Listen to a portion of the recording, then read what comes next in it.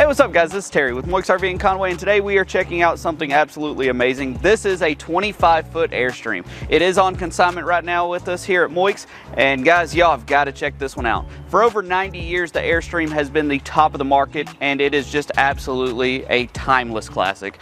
This is a 25 FB Flying Cloud at a little over 25 foot long and only 5,500 pounds. It's easily half-ton towable, easily towable with a big SUV as well. Y'all have got to come on in and check this one out.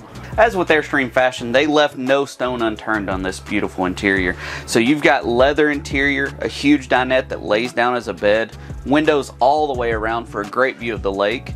You've got a big 60-inch couch that can double as a bed if needed, plenty of cabinet space, huge sink with an adjustable sprayer, a 7 cubic foot refrigerator, plenty of storage up top, but they did throw in a pantry as well.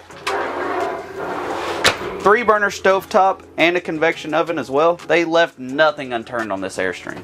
Here in the hallway of this coach, you've actually got a split bathroom floor plan with a huge full-length wardrobe, a giant shower, and plenty of bathroom space. You do have plenty of cabinetry space in there as well as all of your water heater controls.